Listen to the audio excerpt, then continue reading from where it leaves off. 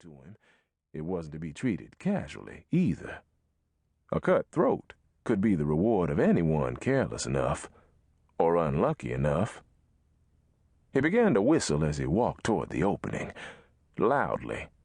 Custer's Gary Owen. He had heard it last fall from some passing soldiers. Whoever was waiting would be hiding now, so their surprise would be complete. As he eased next to the front wall of the general store, Lockhart drew the ivory-handled, short-barreled Smith & Wesson revolver from its shoulder holster under his tailored cutaway coat. 10 feet from the alley itself, he stopped walking, whistled a little longer, and ended it abruptly. He waited, not cocking the gun, for fear its sound would alert his would-be attackers. He waited, still holding the folded newspaper in his left hand. 10 seconds, 15. Finally, curiosity led 2 shadows from the alley, wondering what had happened to their intended victim. The first man was thick-bellied. A derby hat squatted on a head too large for it. Long, stringy hair sprung from its small brim in all directions. In his fist was a long-barreled Colt .45. His too small coat was slick in places with mud and muck and torn at both sleeves. Beside him came a thinner shadow, several inches shorter. In his hand glimmered a knife. Both looked down the street first, in the opposite direction of where Lockhart stood. "Sweet Jesus, where'd himself go, Big Mike?" "Dunno, boy. Looks smart now.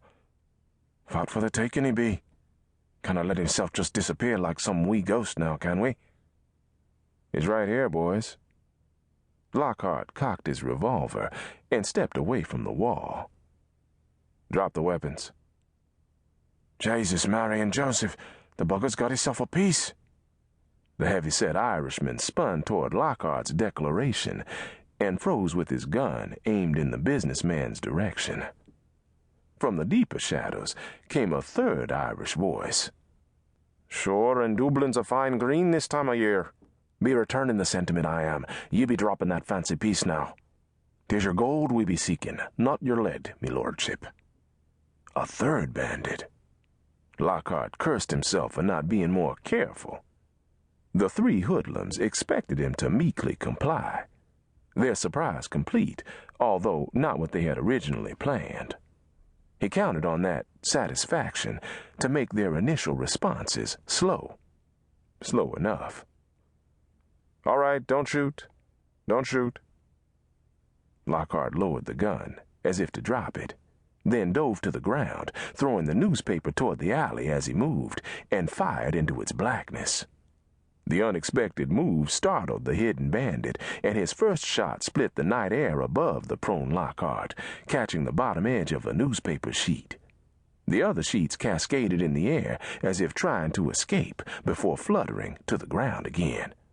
Second and third shots from Lockhart's revolver quickly went where orange flame in the blackness had been an instant before. An ugly thud followed, and a cry of pain. Screaming an Irish curse, the heavy-set Irishman fired at Lockhart, who had already rolled away toward the street. The second bandit's bullet snarled its own declaration past Lockhart's ear. His own pistol roared again into the night, twice more. Staggering backward, the gunman slammed into a water barrel shoved against the alley wall. His big gun wouldn't stay upright in his hand and drove its second bullet into the dirt. The robber's mouth sagged open, and blood spread across yellowed teeth. He slumped to his knees and fell against the barrel. His eyes glazed, and he was still.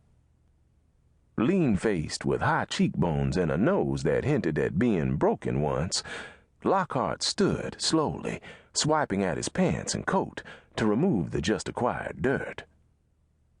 "Drop the knife. Now," he commanded. "You, in the alley. Get out here. I've got 1 bullet left. One'll take your head off."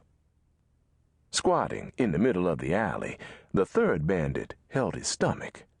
Blood covered both his hands. A long-barreled, open-top Merwin and Hulbert